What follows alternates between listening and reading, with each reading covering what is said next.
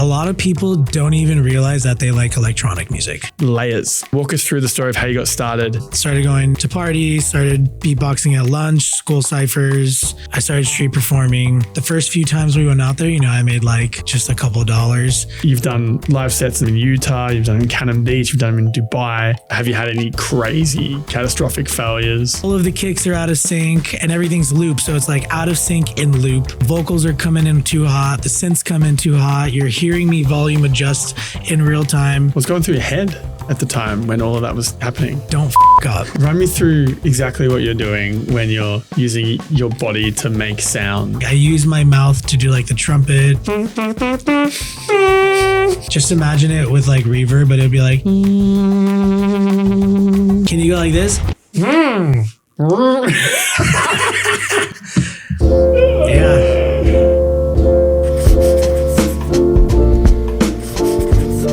Welcome to That One Time with Adam Metwally, the podcast bridging the gap between health, hustle, and happiness. We're at Thursday Lab Studio in Venice, Los Angeles. My guest today proves that electronic music isn't just about pressing play and dancing around. He's a live looping wizard who builds massive festival-ready anthems from scratch right in front of your eyes. He was born Brandon Martinez, but musically goes by LAERZ. I want to start at the beginning of everything because your story is very, very unique. You didn't make music because you wanted to be cool. You started because you were being bullied. So take us back and walk us through the story of how you got started and how you learned to beatbox and how that saved you as a kid.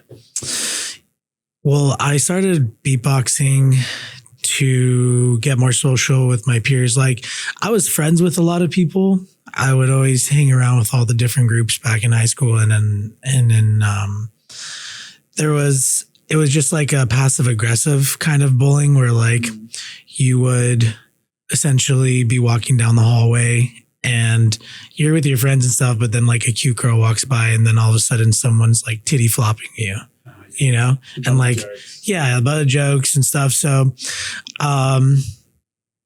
yeah, I just started learning to beatbox. It came really easily. And to help kind of build out like another identity in high school. And then it ended up working out. So started going to parties, started beatboxing at lunch, school ciphers, rallies. And yeah, it took on its little life of its own. And yeah, I was no longer really feeling like bullied for the same things I was being bullied for in the past in the ways that I was in the past. So, yeah. So what took you to then becoming a street performer? I worked at In-N-Out for a long time. I worked at a credit union for a little while. I tried going to school. And I just was like, I don't know if it was a rebellious part of me. But I didn't really want to do any of that. And I started street performing. One of my buddies went out there with me for the first time. He's still in my life, very big part of my life now. And the first few times we went out there, I made like just a couple dollars, and most of which in change. But it felt really liberating just to like go out there and have fun. And never had a crowd for the first good chunk of going out there. How much time do you think? I would say like the first couple of months, there would just be like people stopping and like watching for a few seconds, but then moving on about their day. I had no structure to what I was doing. I was just throwing shit on a wall and seeing what would stick. And then it eventually started becoming much more profitable, like a couple of years out of high school, and I was doing, like $600, $700, $800 a day selling merch. I had a whole structure for a show built out. I was able to draw people in, keep them there, and then kind of integrate different elements into the show, like sounding like a robot, playing the trumpet, playing paddle tennis with people, like all from sound effects from the mouth, and then doing the looping and beatboxing, growing into that eventually. Yeah. So what would you say was the catalyst for the change from it going from unsuccessful to successful? Because it was treating it like a science. Yeah. Yep. Treating it like a science and treating it like a job, like upgrading my, like I would hand out cards, upgrading my merchandise, even to like the kind of canopies that I was using, the QR codes. Once everything started becoming scannable, that was a huge help. Even down to like the tip jar. Like, for example, it was a really interesting thing where I had like one of those giant Coke bottles that you can see through it. So once it started filling up, people would see it and they would, for some reason, not think to themselves, oh, like, it's already got enough money in it, I don't want to donate. It's like there's like this thing that they would see in it and they'd be like, the show's cool, the money's in there, like they do want to donate. So sometimes I'd come home after a full day, like 4, 5, 6 hours, and it would be full from top to bottom in singles, 5s, 10s, 20s. Sometimes people even drop more than that. And it would take me about an hour, hour and a half to like take everything out. I'd wear gloves. I had my whole process down, but it was once you treated it more of like a business and a science, then it started working out for like, I was able to sustain myself full time. I had my own place for 7 years. Paid off my first car when I was 20. It was very sustainable. Did you ever leave your half of the coins in the jar for the next day? No, but I ended up always putting $1 in. Yeah. I was the first dollar that went in. I did that for like a few months. Just to start it off. Like I just throw my own dollar in there. Yeah, that's what I would do if I was maybe in that it was situation. someone else's from the day before, but it was still mine and I would throw it in there. So that's how I started. Yeah.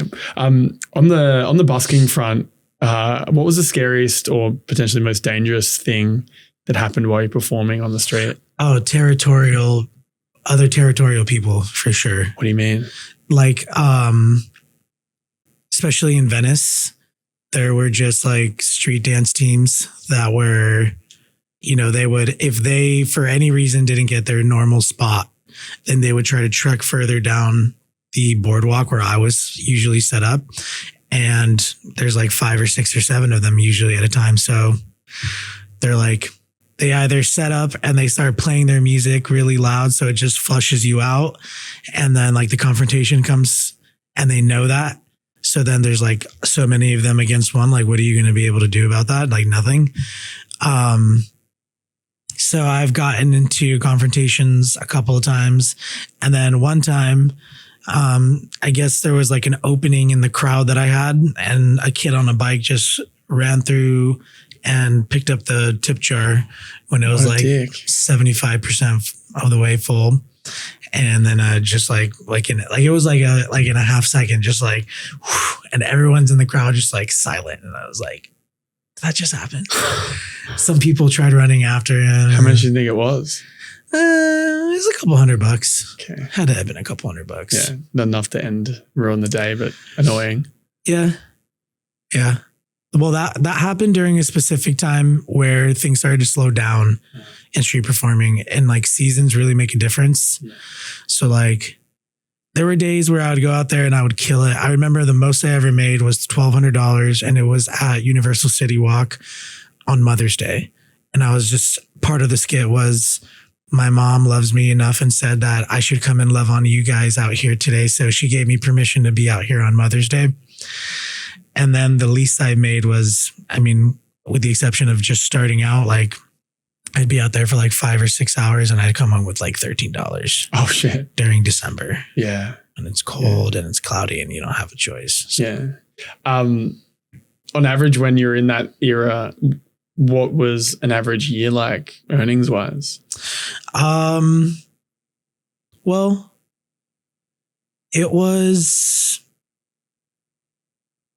it just depended. I was very responsible with my money. I was young. I remember one time I bought like 10 EDC tickets thinking that I was going to be able to sell them, like resell them all and I ended up getting stuck because they released more tickets 2 weeks before the event. And ended up eating like 6 of them, giving away one of them, and just being able to sell it. But I mean, I ordered fast food a lot. You know, I was dealing with the weight issues. I had like a really bad eating disorder. So I would like go after street performing, go home, order like $120 worth of Thai food, and then like kill a plate, purge it out, kill a plate, purge it out, kill a plate, purge it out for a long time. And so I was just very irresponsible. I smoked a lot of weed, spent a lot of money on weed and drinks. And I always just, since I had my own place and nobody in my friend group was in that sphere yet in their lives, I would just have everybody over and like spoil people. So, but I mean, yeah, had I done, I'd probably be making 6 figures at the end of the year had I not done all that stuff, but wasn't the case. Yeah, I understand. That's good though. 6 figures as a street busker is like pretty good start. Yeah. So what was going through your head? Run me through the Thai thing that you just said before. So what I didn't know that at all. So what was happening? So you would eat and then purposefully be like, get rid of it so you could eat more? Yeah, I would eat a bunch and then I would purge it out with the intent of knowing that I was going to have another plate after. Yeah. Do it like 2 or 3 times. And then whatever was left over, I would keep down.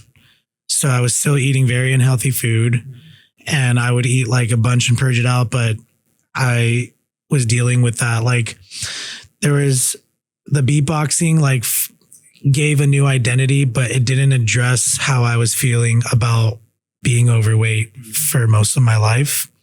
And so that was a way for me to like try to control things. But in fact, it didn't control, it made things worse.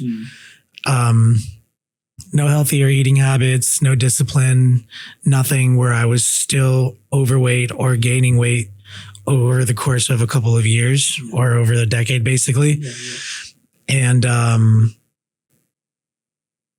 And yeah, just doing a lot of damage to my body. Yeah. So, I could only imagine the cortisol levels would be through the roof. Yeah.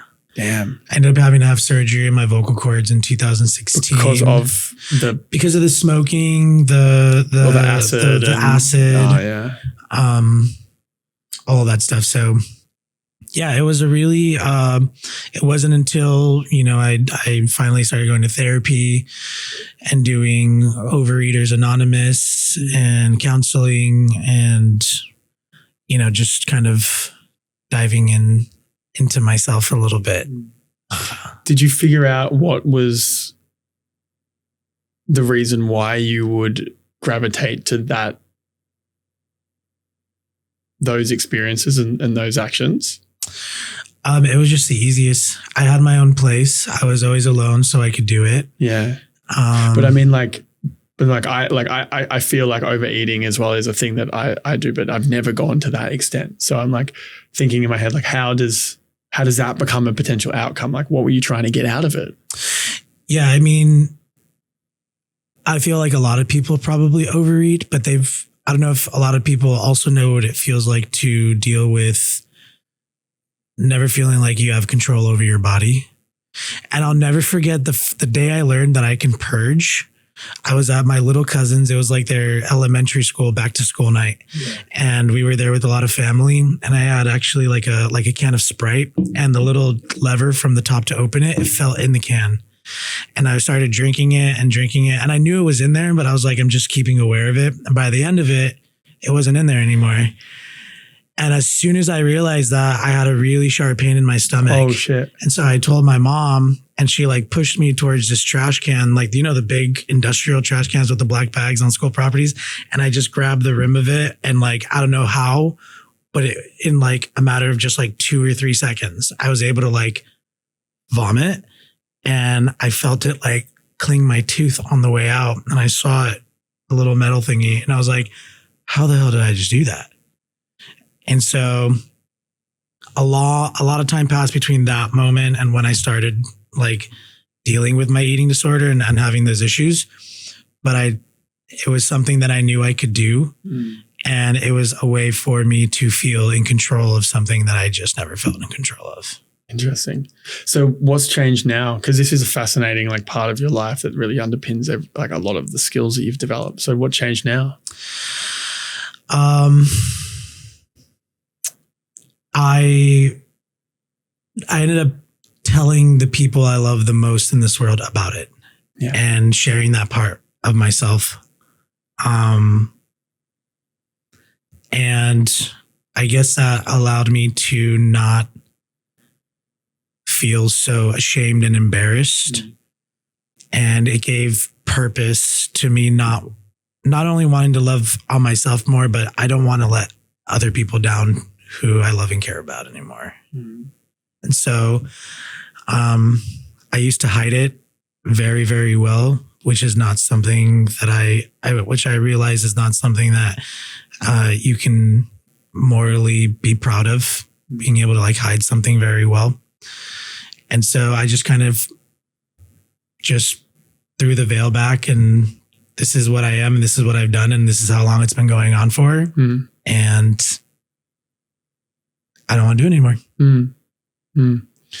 Did you notice that once you actually brought it to light, there was like a release, like a letting go? I wasn't alone in it anymore, and I had support. Yeah. Because even if you're hiding something, you're trying to go like to a therapy session or a counseling session, and you're trying to be consistent about it, and you're still trying to hide it, then like it's kind of counterproductive to itself. So just revealing all of it, throwing it out on the table, and seeing how hiding something like that can hurt people you love also. Yeah, I don't want to do that again. Yeah, I mean, it's crazy, like the double-edged sword that takes you from something so difficult, then like creates something so great in your life. It's cool. I mean, it's tough, but it's a nice progression. Yeah.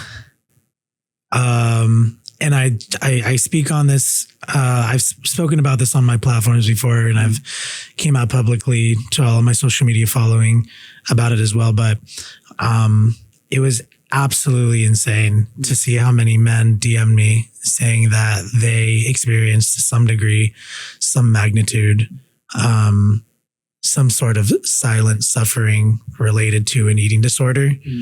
And they don't tell anybody. They haven't told anybody. They haven't told their wives. They're married to 30, 40 years.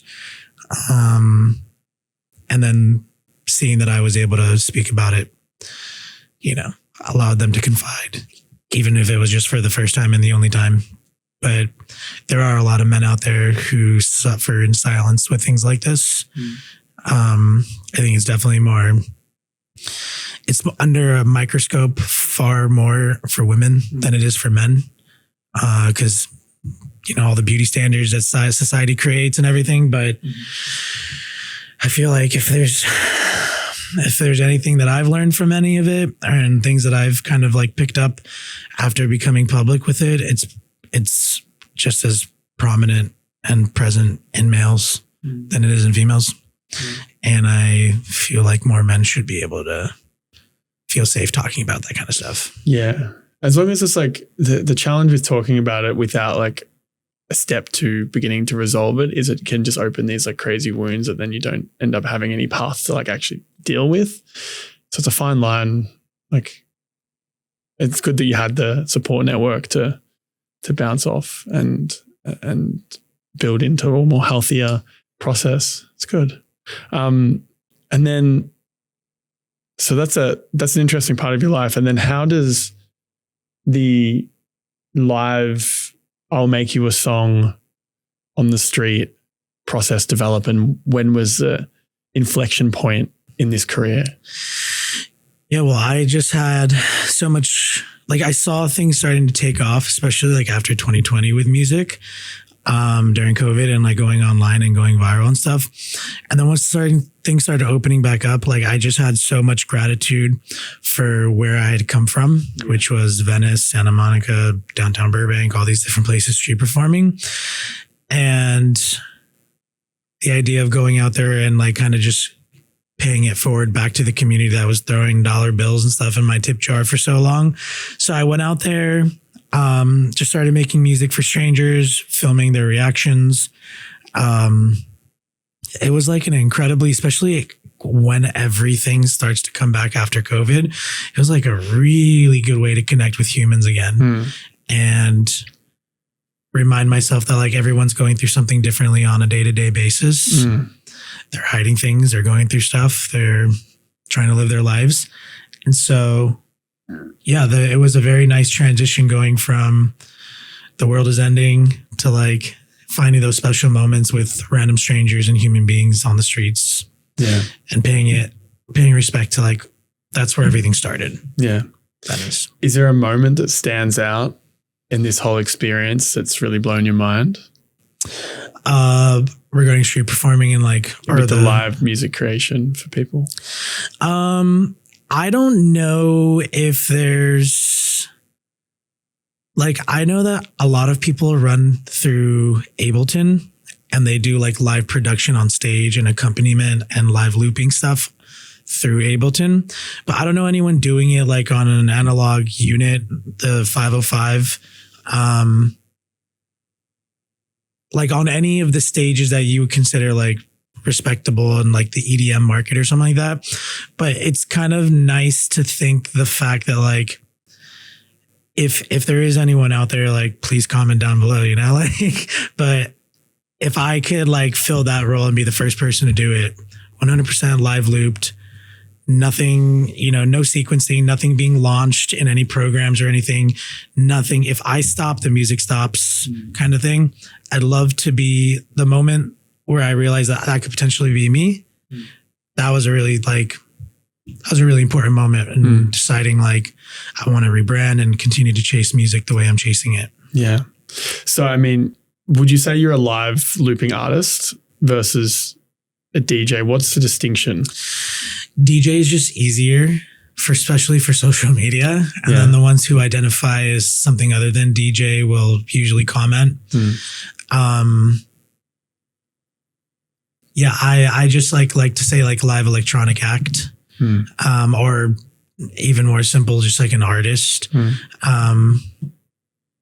So what's the difference with the two generally? And if you stop actually inputting, does the whole set stop? I mean, it'll just loop the same thing up until what I've created over and over and over again for the entire set. Yeah. Nothing changes. But in other circumstances with other, you know, acts or DJs, things will shift because there's like some sort of back end production being ran through through Ableton or a laptop or some sort of program. And that's by design. Obviously they want everything to be perfect and no mistakes and like flawless free. And, but yeah, there's just, and then there's also like a fine line being drawn because a lot of live loopers, one of the biggest issues that they face is repetitive moments where something feels like it's just going on and on and on and nothing exciting is happening. But consolidating that into the flow that a DJ actually does, where it's like constantly moving from one song to the next, like that's the gap that I'm bridging. So it's taking elements of DJing, like the workflow and the flow and the design of the set from start to finish, and then taking the live aspect and then just bridging those. So there's differences in what I do, and then there's very big similarities in what I do also. Yeah. I feel like there's a dirty secret in the DJ and electronic music scene where a lot of the big artists just press play and jump around. So does it piss you off? No, I think it's like the way I see it, if I was a bunch of corporations and businesses and investors and I was giving all of my money to, you know, Insomniac or an EDC or some sort of festival, most of those sets are all pre-recorded because they have to be accompanied by the production. So I would want it to be as grand and as amazing as it could possibly be. And that's where pre-recorded sets come in, where like, it's not necessarily just pressing play and a button. There's a lot of work outside of the performance live that's going into making the performance. A lot of hours spent on getting the set correct, picking the right songs, picking the right order, and trials and tribulations. So I always pay respect to that part of it. It's just stuff that people don't see behind the scenes. Yeah. Yeah. What do you think the go-to fake DJ trick would be? Fake DJ trick? Like the twisting of the knobs and nothing's going on. Have you seen those videos of people? Yeah, it's like it goes from like they're like going around it. It's like staying stationary, and they're like, yeah, or like it's like just one of these little like beep, one of those things, and like the song changes, and yeah, I mean, it's I've even seen videos of equipment not being plugged in and live performances taking place. Teach their own, you know? Yeah, man. But that being said, given that everything is live, have you had any crazy catastrophic failures on stage?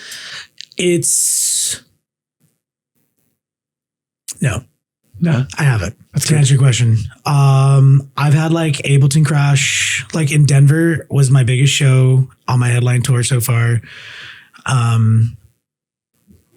At Meow Wolf, and for some reason it's like the connector between Ableton and my MIDI keyboard, setting all my plugins in, they stop communicating, and so I'll like get ready to go play the next like chord or the next layer, and then nothing comes out. So then I have to either restart Ableton or unplug the MIDI cable and plug it back in. I did it twice during that show, and you can see it like changing my face. I'm like going like this, but it's usually like a very quick fix. Yeah. And I have the benefit of people understanding that it's all live. It's all being done live. So there will be flaws and blemishes. My most streamed song on Spotify is just absolutely terrible. Like all of the kicks are out of sync and everything's loop. So it's like out of sync in loop. The vocals are coming in too hot. The synths come in too hot. You're hearing me volume adjust in real time. And that was just a set I recorded in Portland at Cannon Beach, and I literally took the 45-minute recording, chopped it up into each song where one starts and finishes, threw a disgusting master on it, and released it online. Made one of my tabletop videos, performed one of those songs from that set at the tabletop videos, and it's like 6.5 million streams. And just goes to show you, like, people don't really care about that stuff anymore. Yeah. They really don't. What do you think they do care about? Just getting what they need from the music. What do you think they need? They need a lot. A lot of people now need a lot. It's just getting harder and harder, and we're not meant to intake all of the information that we're taking in on a day-to-day basis so easily, so fast. And people like are losing themselves because of this. I even feel that way sometimes. Like I feel so disconnected from reality sometimes. And I just feel that's just because, you know, it's crazy. But yeah, I love providing an opportunity for someone to find serenity and peace in their day. Yeah. To some extent. Yeah. And I just want to keep doing that. Yeah. Was there a moment or an experience in your live, I'll make a song for you videos, or something maybe that you didn't put out that really moved you? Yeah. There was this one guy in San Diego named Lou. It was at Horizon Music Festival. I got like a booth set up in there, and I came to the table. He was like, I seen your videos, and I was like, how's it going, man? He's like, times have been tough. Times have been better. And yeah, by the end of the set, or by the end of the song, he was crying very, very, like this was his position the entire time. And then at the end of it, like a 3.5 minute video, he just like took his hat off, took his glasses off, started wiping his tears, and he like just didn't move from this position the entire time. So I got up and I gave him, and I went behind him and I like just grabbed him and I started hugging him, and we just held on for like 15, 20 seconds. And it was just so memorable. I'll never forget, like, she was crying too.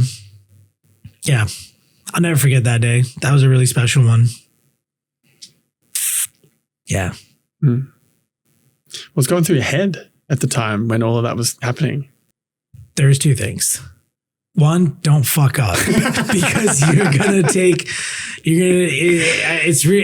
a real concern. It's a genuine concern. Like, you have this person's emotional stability like in the palm of your hands, and like don't fuck it up. Like, land him where you're trying to land him. That was the first and foremost. But then the second was when I knew I was almost done with the song. There was just like this part of me that was like, I need to go and be with him. Like, I just provided something for him, but like now I need to go and be with him while he's like feeling what he's feeling right now. Yeah. And so I just got up and went over there and I just hugged him. Did he have anything to say off air? He said very few words. I don't even think they were necessary. Like, I think it was just a matter of him feeling what he was feeling from the experience and being able to kind of just feel safe and let go. And one of the things, like, how you can like look up keywords and comments on video posts and be like, what are people talking about the most in this? I did it. I don't know if it was me or if it was one of my people who did it, but it was men crying safe. Those are like 3 keywords that were being placed in a lot of the comments. And yeah, it's like something about seeing like someone who's trying to hold themselves together at a music festival, dealing with whatever they're dealing with before he sat in that chair. And you go to music festivals to like feel happy and joyous, and there's something about him being there, willing to carry that into it. And then, he went there to try to feel good and feel happy. And I think he did. Damn. Love you, Lou. Hit me up on the DMs, bro. We still keep in touch from time to time. Yeah, it's good. I feel like it's necessary. Yeah. Just quickly though, I love doing this podcast. If it's positively impacted you in some way and you would like to support us, please subscribe. By subscribing, it allows us to build a much bigger base of listeners, which results in better guests, better production, and a better show overall. Alternatively, please take a look at the affiliate links of the products that I use and love in the comments below, and consider purchasing using those links. They'll give you a discount, and they'll also provide the podcast a small kickback. These are 2 very easy ways for you to support us as we continue to grow the podcast that we absolutely love doing. Thank you for your support, and now back to the episode. In the past, you've said that you hated music festivals, and now you're playing in music festivals. So how did that shift? I was just a hater, dude. I was just a Karen. Seriously, I was a fucking Karen. I'll admit it. All of my friends were all like, they used to give me the nickname Brandaddy. So all of my friends like, Brandaddy, you don't even know what you're talking about, man. You got to go to one of these. And my first one was EDC. And it was just a game changer. And I don't know about it nowadays because I just can't emotionally, mentally, and like my anxiety and like stimulation, I can't handle going to like big music festivals like that anymore. But back in the day, like 2014, 2015, I feel like it might have been a different experience than it is today. Mm-hmm.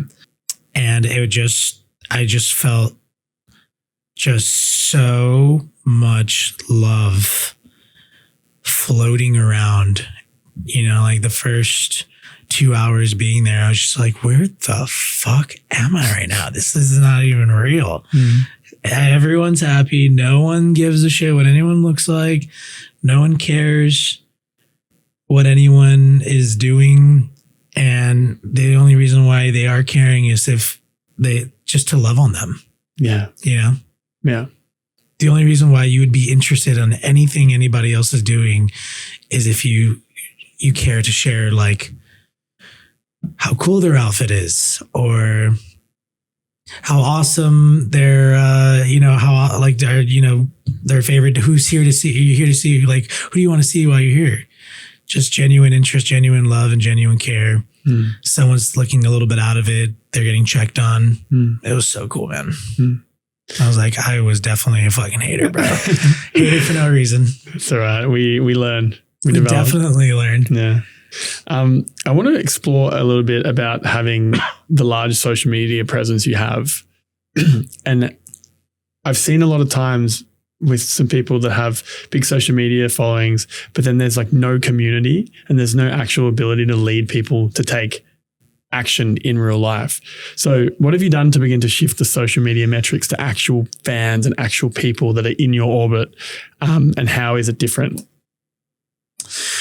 Yeah, well, I am very much on the boat that says, and then like you can cut into each time I say the next word if you want for the clip, but social media and millions of followers don't mean shit.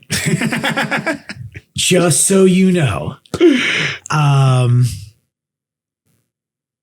Yeah, it's about, your question was about curating community. And I even put a video out on this the other day on my Instagram and my TikTok.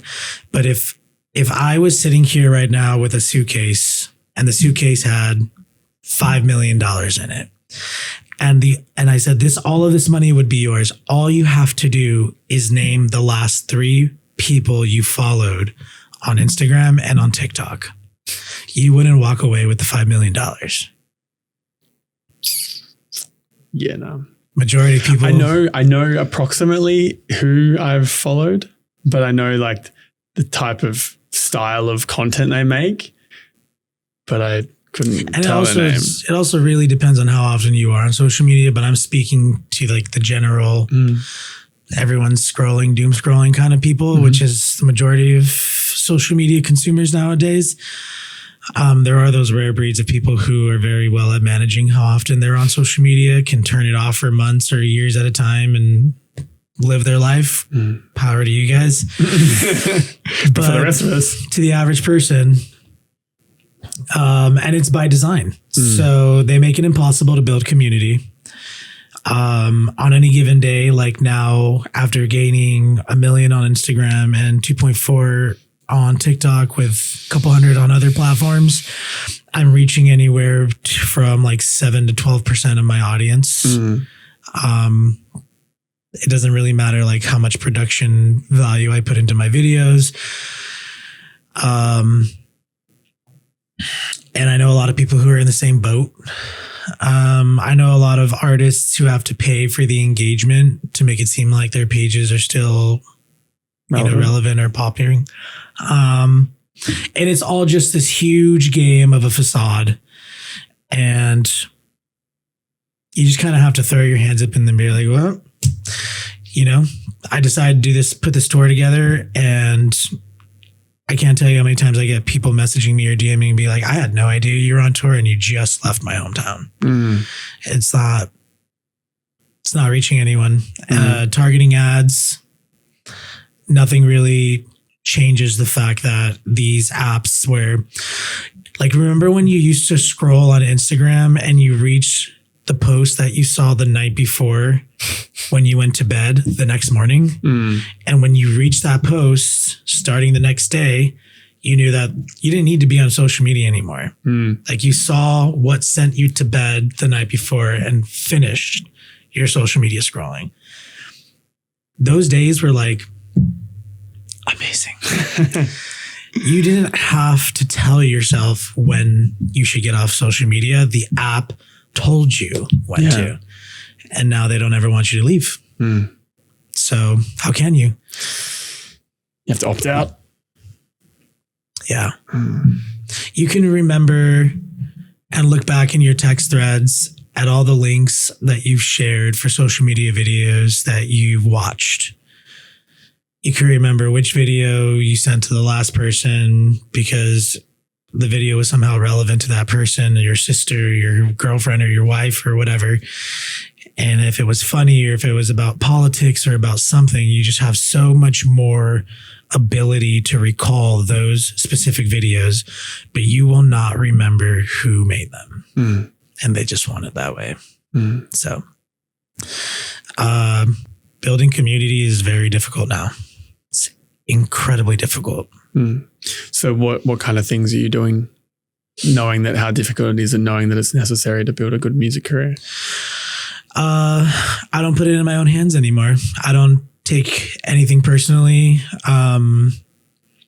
because it's either going to be built in the ways that I can only build it in the ways that I can attempt to build it, at the pace I build it, and the means that I build it. And I can't have any expectations set forward, because if I do that, that entire process is just going to be fucking miserable. Yeah. It's going to be such a passion killer. It's going to be such a detriment to whether people decide to keep going or not doing what they want to do. Yeah.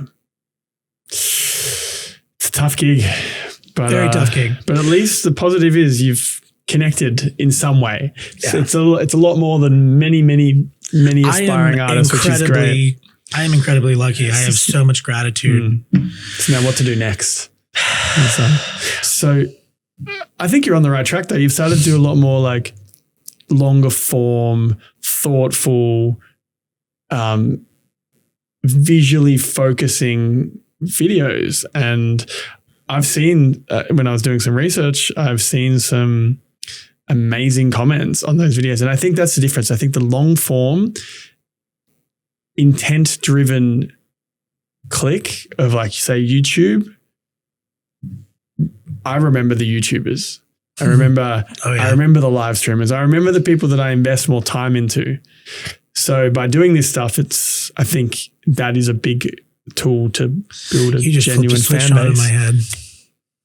Yeah, baby. I love that. Talk about that off air. It's crazy. I just thought, like, when's the last time you went on YouTube to unsubscribe to somebody? Really? Yeah. Really? But I unfollow people all the time. On Instagram and TikTok and all the other platforms. It's much more higher intent. So I think about this a lot. Like, the long form content requires the opt-in of the person who's watching it, because it's not just fed to you. And by opting in, they've chosen, and therefore they have more ownership over that decision, and therefore they're paying more attention. And then the more time they spend with you means that they're investing more overall energy. Let's say like an hour, someone listening to this podcast for an hour, that's 60 reels equivalent of time, but it's one piece of content. And a hell of a lot less people will listen to this than a reel. Exactly. But I think the actual influence of that time spent is way greater. So with that in mind, like, you've done live sets in the middle of nowhere, you've done them in Utah, you've done them in Cannon Beach, you've done them in Dubai.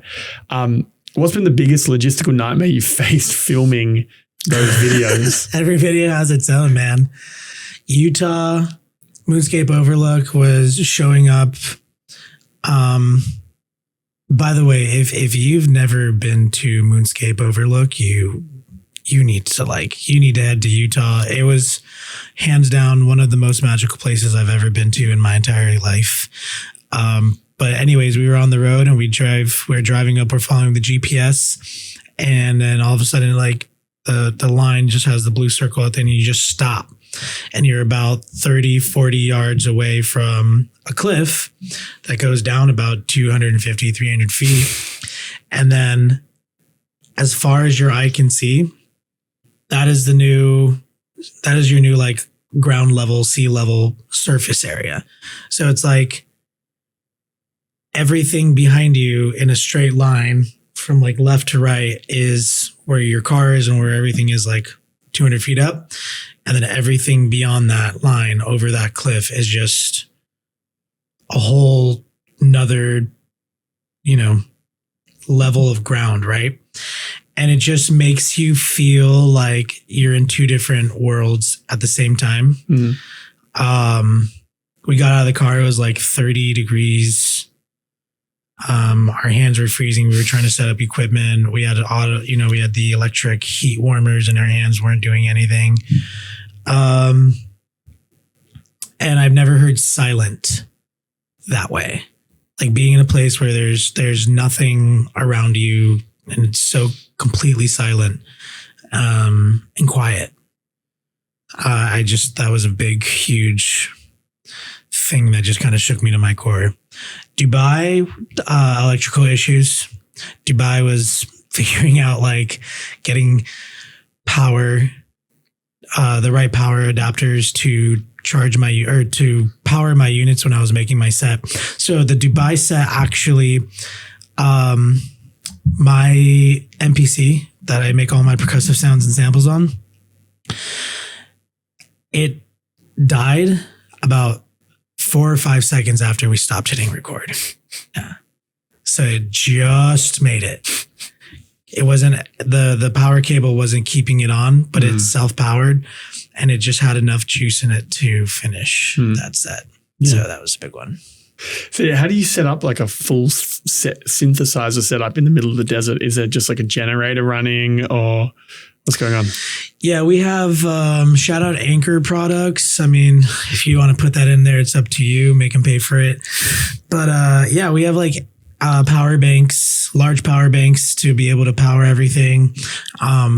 Before I found out about the power banks, I grabbed an inverter from Pep Boys and a car battery, and that would charge everything. That's how I would charge everything when I was street perform. Keep everything powered for hours and hours and hours. And then I would take it home and do a trickle cell recharge. Overnight it would charge and get the battery back up to 100%. But yeah, the power banks are incredible. They're more portable than ever now. And you just get a couple of them and you take them out and you set them up. Yeah, that's what I use for all the multicam, like DJ set stuff as well. They're really solid. They are. To be blocks. Are there any dream locations that you're trying to get into that are potentially illegal or almost impossible that you'd love to try and do a pop-up at? Illegal? Impossible? Nothing is impossible if you believe. Yeah. I mean, I think it would be really cool to do a set at Christ the Redeemer in Brazil. Interesting. That would be, I've seen Padre Pio. Is that his name? Padre Pio, the DJ priest. Have you seen him? I have seen You've seen his videos? Yeah, he did a set on top of Christ the Redeemer. Just, it looks so cool at nighttime with the thing being lit up and the whole city, just all of Rio de Janeiro at the bottom of you, just looked really cool. Are you religious? That would be cool. I'm spiritual. I got my God. God's always looking out for me, but God loves everybody. Doesn't tell anybody anything. Just love. Nice. So I want to dig into LAERZ and the sound production and the process. So you performed at TEDx Portland recently, which is very different to an Adventure Festival. Yeah.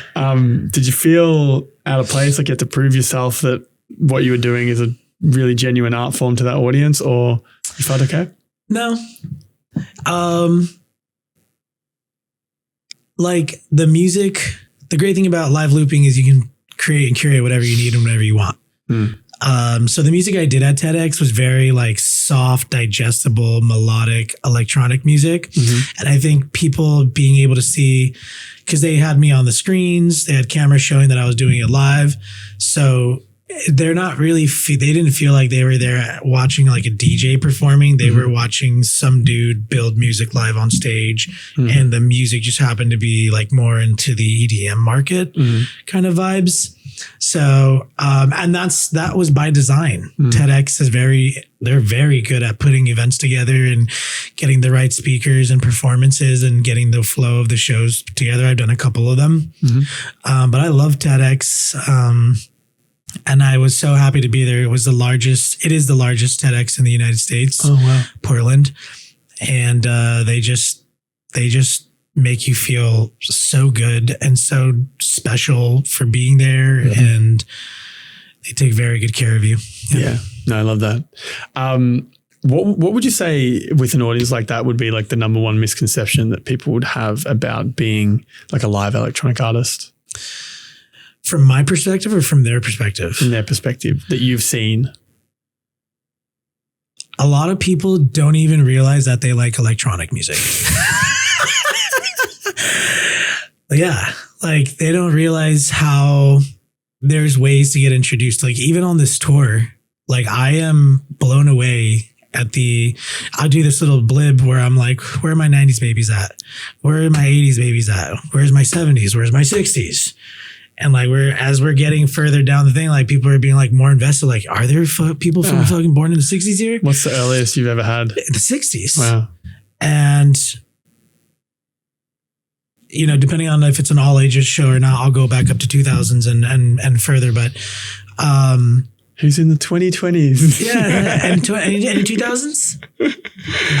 But at my last show in Denver, there were some kids there. There were some kids, their parents brought them out. That was a lot of fun. They had the headphones and or the noise suppressant headphones on and everything. But it's tribute to the fact that social media spans to such a wide variety of people. Anyone, whether you listen to electronic or music or not, the algorithm would put a video of mine on their feed. They'd watch it. They'd be like, this isn't electronic music. This is an experience. And the music is like the second part of it. But they're watching something take place on their phone. And they're like, this guy being able to do that is really freaking cool. Now they find out I go on tour if I'm fucking lucky and it gets on their fucking radar. And all of a sudden, they're like, oh, I want to go see this guy live. Maybe they haven't even looked at my Spotify. Maybe they don't even know that I consider myself an electronic artist. They just saw some of my videos, saw I'm going on tour, and they're like, all right, we're going to buy some tickets.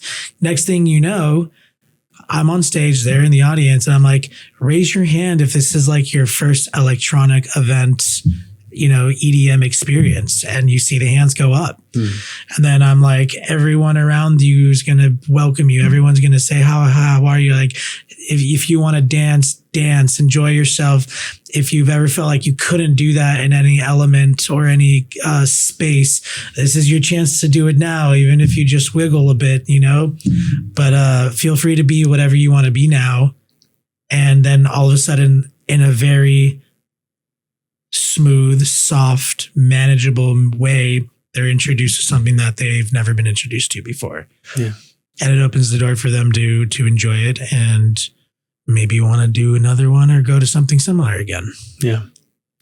Kind of like you going to a music festival, going from being a hater to a player. I got my ticket paid for at EDC. That was the reason why I went for the first one. My buddy paid for it. Someone kicked you up the ass. Yeah.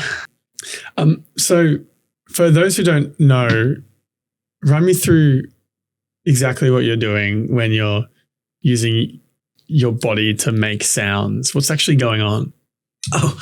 Well, I used to do all the beatboxing stuff. So I just thought it would be cool to incorporate elements of that into what I do now. So I use my mouth to do the trumpet and I modulate the trumpet to make it sound like another instrument. It's called a duduk. It's like a wood instrument. How do you do that? Do you just what are you doing? Yeah. So if I try to do that, I sound like an idiot. So can you go like this? Try to tighten it a little bit. Yeah, it's a little better. Try to control going up and down a little bit different. Yeah. Oh, so I did there you go. So, and then like once you're able to like just, you're controlling the tone and the wind, the amount of air coming out of your mouth. You're automatically controlling the amount of air coming out of your mouth by controlling the tone of what you're doing. Like in order to get up there, I need to like tighten and like push more air out. I'm not trying to, it's just, I'm trying to reach that note. So the air is doing it on its own. And then once you're able to kind of tap into like that form of control, then you can like move easier from there, like doing like the mouth trumpet. And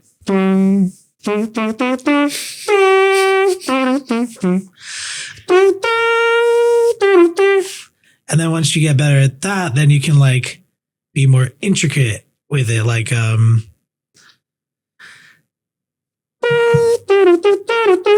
or no, like,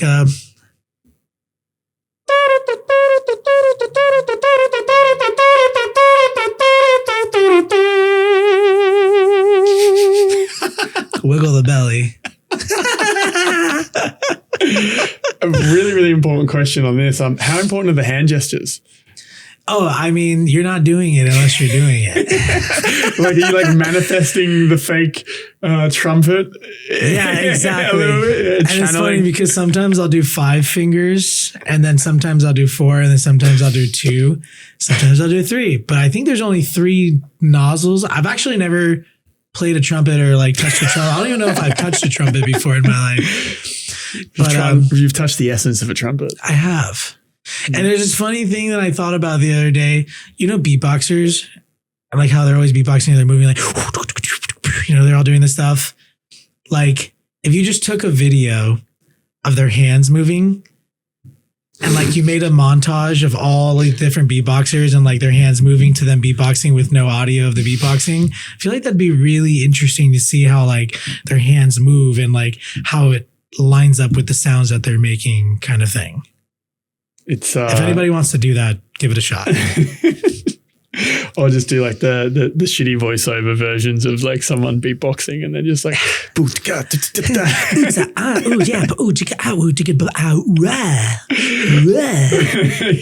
like that. Yeah. That's so good. What's the most like intricate and most difficult thing that you can just play on the fly? Instruments or anything with your voice. With my voice, yeah. I'd say it was the like if I'm just doing it raw like this, it'd be the trumpet. But if I had my rig in front of me and I can add like my reverb effect on it, it would be the Middle Eastern duduk sound. Like just imagine it with like reverb, but it'd be like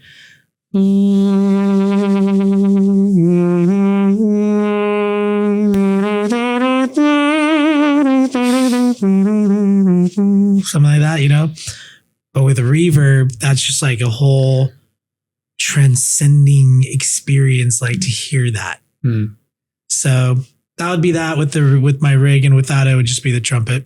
Can you play like the piano? With my mouth. Is there a mouth piano? No, can't do that. What instruments can't you do with your mouth? A lot of them, most of them. Why? So it's basically you can just recreate all the horn instruments? Yeah, I mean, even like there's people who recreate the saxophone, but that incorporates using your nasal passage. Can you do that? No. Hard. I just stuck with like the trumpet and like that, and then a modulation of the trumpet, because I'd rather get fucking really good at those 2 things and those be like my things. Yeah. Then like try to do a bunch of other, I mean, I'm not even doing the beatboxing thing anymore, but those elements work very well in a live electronic set. Yeah. You have like Grizz bringing on like fucking, and Odessa bringing on live instrumentation. Yeah. I DJ with saxophonists all the time. Yeah. Van Deluxe does that. Yeah, I mean, it's yeah. What about the violin? Oh, I could do the violin, but it needs the reverb too. Okay. And it's all through the nose and like tonality, but I don't know if it's going to come out as great as it does normally, but chuck a reverb on it on the back end. Chuck a reverb. Yeah, go from raw to reverb. So it'd be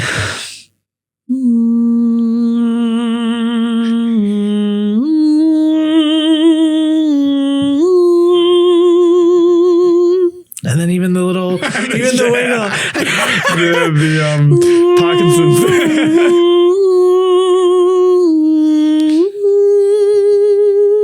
Something like that. I love it.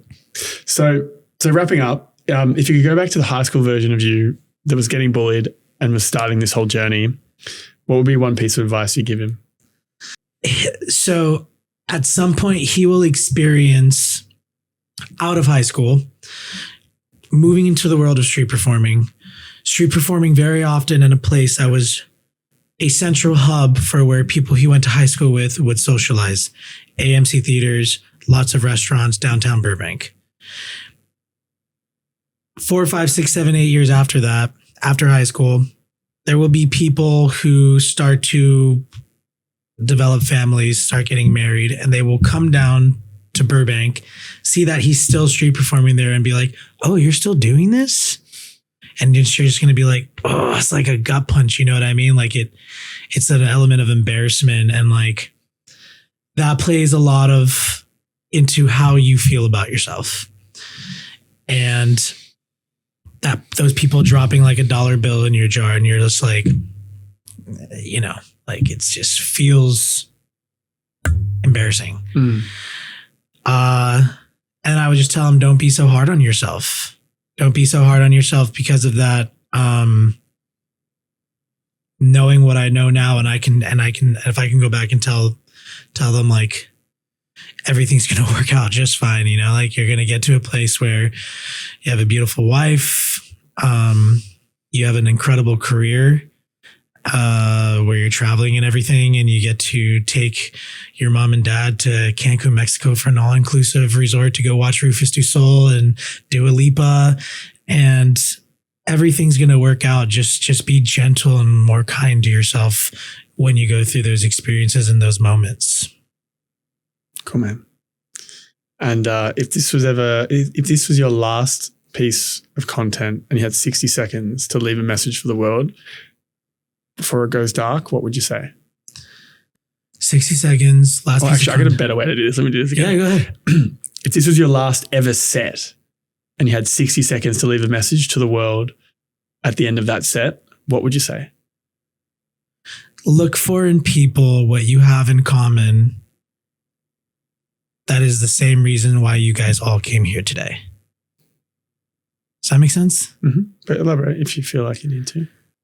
Like the things in life that you share in common that bring you joy, that would create an entire room full of strangers to come and share something that they look for and that they find in common, but they never communicate to each other in that room altogether. I think the world is very disconnected. Everyone in the world is very disconnected from each other. And it's very simple. Like we have way more in common than we do not. And so if my music can bring a group of people into a room together who are complete strangers, but are there because they have so much more in common than they think, find that in each other. Talk about that. And start making what you have in common with a stranger something that makes you feel closer to them without knowing them. The world will be more gentle on itself at that point. We'll have way more empathy and sympathy for each other, for everything that everyone goes through. Yeah. Brandon, LAERZ, thank you. Thank you, man. Had a great time, brother. And if you enjoyed this episode, please go to YouTube, search That One Time with Adam Metwally, click subscribe, and we'll see you next week.